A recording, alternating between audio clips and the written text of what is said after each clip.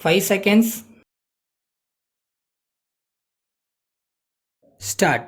வேளாண்மை கருத்தரங்கில் அதன் தலைவர் ஆற்றிய தொடக்க உரையாவது: அன்பார்ந்த நண்பர்களே, அறிஞர் பெருமக்களே, உங்கள் அனைவருக்கும் என்னுடைய வணக்கத்தை முதற்கண் தெரிவித்துக் கொள்கிறேன். உலகில் உயிர் வாழ உணவுப் பொருள் தேவை என்பதை நீங்கள் அறிவீர்கள். அத்தகைய இன்றியமையாத உணவை தரும் தொழில் வேளாண்மையே ஆகும். மனிதனின் தொடக்க கால தொழில் வேளாண்மையே என்பது தொல்பொருள் வரலாற்று ஆராய்ச்சியாளர்களின் முடிவாகும். 18ஆம் நூற்றாண்டு அளவில் தோன்றிய தொழில் புரட்சி மனித வாழ்வுக்கு இன்றியமையாத அனைத்து துறைகளிலும் பல்வேறு மாற்றங்களை புகுத்தியது. அதனால் ஏற்பட்ட சமூக பொருளாதார விளைவுகளின் காரணமாக வேளாண்மை துறையிலும் வியக்கத்தக்க மாற்றங்கள் ஏற்பட்டன. பழைய சாகுபடி முறையில் காணப்பட்ட குறைபாடுகள் மக்கள் தொகை பெருக்கத்திற்கேற்ப உணவுப் பொருள் உற்பத்தி பெருக்கத்தின் தேவை போன்றவற்றை நிறைவு செய்ய அரசு மேற்கொண்ட பல்வகை திட்டங்களினால் வேளாண்மை புரட்சி ஏற்பட்டது. உணவு உற்பத்தியில் ஊக்கம் காட்டும் விவசாய பெருங்குடி மக்களின் வாழ்க்கை வளம் பெறவும் அரசு பல திட்டங்களை தீட்டியது. அந்த திட்டங்களின் அடிப்படையில் விவசாயிகளுக்கு கூட்டுறவு அமைப்புகளின் மூலம் கடன் உதவி அளிக்கப்படுகிறது. குறைந்த விலையில் விதை, நவீன உரங்கள், பூச்சிக்கொல்லி மருந்துகள் வழங்கப்படுகின்றன. அது மட்டுமல்லாமல் காலத்திற்கேற்ற சாகுபடி செய்ய தகுந்த ஆலோசனைகள் வழங்கப்படுகின்றன. புதிய சாகுபடி முறைகளை தெரிந்து கொள்ளும் வகையில் விவசாயிகளுக்கு பயிற்சி அளிக்கப்படுகிறது. பயிர் பாதுகாப்பு திட்டமும் படிப்படியாக செயல்படுத்தப்பட்டு வருகிறது. வேளாண்மை தொழிலில் ஈடுபட்டிருக்கும் மக்களுக்கு ஆண்டு முழுவதும் வேலை கிடைப்பதில்லை.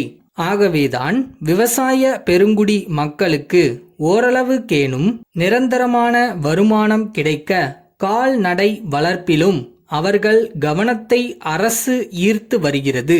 அதன் காரணமாக இன்றைக்கு வெண்மை புரட்சியையும் அரசு கண்டு வருகிறது. நாட்டு மக்கள் பசியை போக்கும் உழவு தொழிலே உயர்ந்த தொழில் என்ற உணர்வை நம் மக்கள் பெற்றிருக்கிறார்கள்.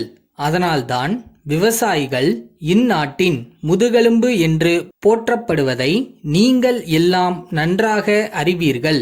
இப்படிப்பட்ட மக்களுடைய வாழ்க்கை தரம் சீரழிந்து விடக்கூடாது என்பதை கருத்திற்கொண்டு அரசாங்கம் வறட்சி, புயல், வெள்ளம் போன்ற இயற்கை சீற்றங்களால் பாதிப்பு ஏற்படும் போது நிவாரணப் பணிகளை மேற்கொள்கிறது.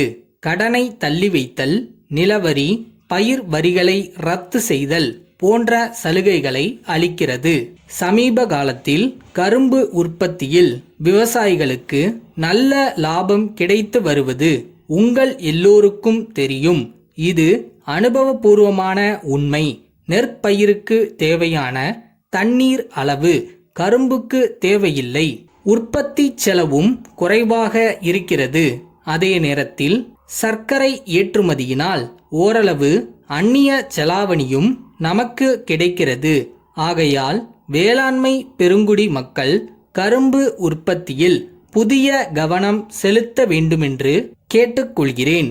தற்கால நாகரிக வாழ்க்கைக்கு மின்சாரம் அத்தியாவசியமாக இருப்பதைப் போல வேளாண்மை உற்பத்திக்கும் இன்றியமையாததாக இருந்து வருகிறது. இருக்கின்ற நீர் வளங்களை எல்லாம் பயன்படுத்திவிட்ட நிலையில் தற்போது நிலத்தடி நீரை பெரிதும் நம்பியிருக்கிறோம். நிலத்தடி நீரை மேலே கொண்டு வந்து பாசன வசதியை பெருக்கிட மின்சார பம்பு செட்டுகளை பயன்படுத்துகிறோம். இந்தியாவிலேயே நம்முடைய தமிழ்நாட்டில்தான் வேறு எந்த மாநிலத்திலும் இல்லாத அளவுக்கு அதிகமான பம்பு செட்டுகள் வைத்திருக்கிறோம் என்பதிலே நாம் பெருமைப்படலாம்.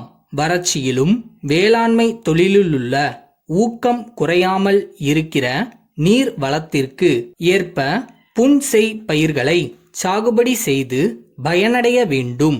அதற்கான அறிவுரைகளை வேளாண்மை பல்கலைக்கழகம் அவ்வப்போது வெளியிடுகிறது. இப்படி பல் வகைகளில் அரசு அளிக்கின்ற உதவிகளை பயன்படுத்தி உங்கள் வாழ்வு சிறக்கும் வகையிலே கருத்துக்கள் அமைய வாழ்த்தி விடைபெறுகிறேன்.